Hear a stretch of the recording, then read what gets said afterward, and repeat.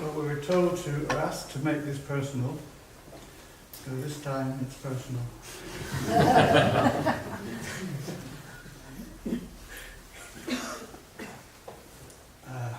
Hopefully meaningful as well. So, my fourth gift is a garden planted in the wilderness. Could you work there? I was born in industrial North Lancashire, in a small mill town called Darwin, on the edge of the moors. The town was dominated by cotton weaving sheds and the ubiquitous black chimneys. It was cold, murky, damp and soot-stained. The north wind came down off the moors like a demon and roared down the chimney right into my bedroom. A coal fire in the grate did little to lessen the cold. About a mile away, we had an allotment.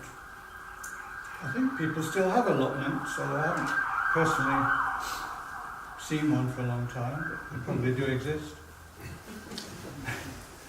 And my dad grew potatoes and turnips on it. None of the old fancy vegetables were good working class ones. My leisure hours were given to riding my bike very fast through the puddles in the dirt roads and frightening the girl who lived a few doors up from us by pretending to be bandits. There wasn't much in the way of culture at all. The nearest I came to culture was the BBC and the serials, the radio serials that were broadcast most evenings. We did have a few books, cookery books mainly, encyclopedias, household repair books, and children's adventure stories. That's mostly what I remember. A couple of Dickens's novels, I think, somehow got in there, probably my mistake. I think I would have no hesitation in calling it a wilderness. It supported life in the sense of providing food, basic education, medical treatment, and opportunities for some sort of social life. Films and football and bingo. I don't know if they had bingo that far back, but some kind of social entertainment. But there it stopped. Life was extremely circumscribed. It was really little more than survival. One wasn't encouraged to step outside the norm of one's class. But still it was life. And it was human life. That world might be called the human wilderness, because it's more than just a wild state in which every man fights for his own survival and his family's. It involves certain rights as well as social cooperation. But I think a wilderness, nevertheless, in terms of the wider vision of human life. But what about the natural wilderness? What are its characteristics? Well, for a start, it's untamed. It's not controlled in any way by man. Historically, it's the home of dark gods and goddesses who have power over the earth and its fruitfulness. And everything we depend on comes from them, traditionally. So they had to be propitiated with rites and sacrifices, sometimes sacrifice of humans. So there are dangers in this wilderness: wild animals, wild forces of nature, earthquakes, volcanoes, storms, complete collapse of the natural environment in some cases.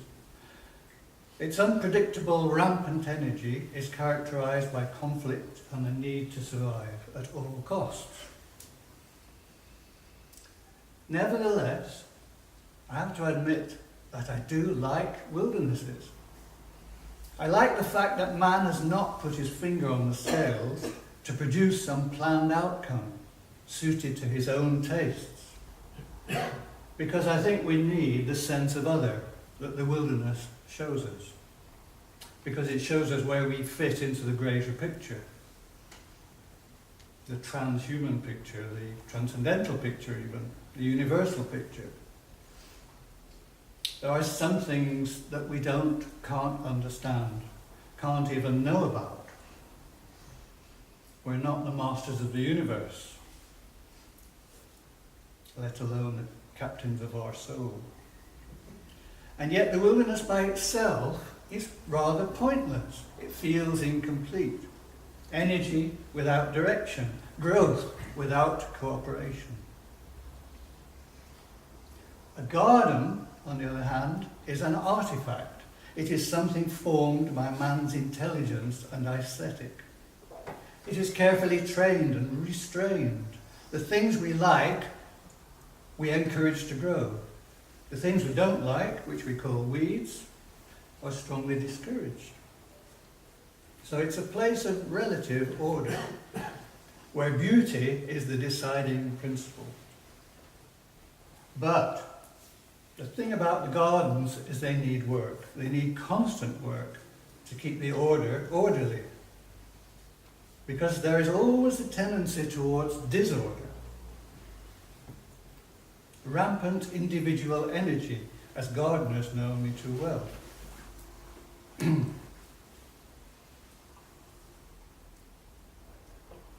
Beautiful as the garden is, it doesn't grow out of nothing. It grows out of the natural wilderness, of course. In the past, there weren't gardens at all, there was just wilderness. Uncontrolled proliferation of life forms. Out of the fundamental energy of sunlight and chemistry under the influence of a sense of order, even if we didn't directly perceive it. You could say then that the garden is a higher level of development than the wilderness, because it exhibits a greater degree of order, even perhaps harmony. And yet the garden is dependent upon the energy and diversity of the wilderness in order to exist at all. We must remember that in ancient times all plants were wild, not selected by man to suit his needs and predilections. So there is this mutual dependency, if you like, between these two states, the wilderness and the garden. The garden represents culture, which one could say is the intermediate level between the wilderness and the spiritual realm, using a certain kind of metaphorical language.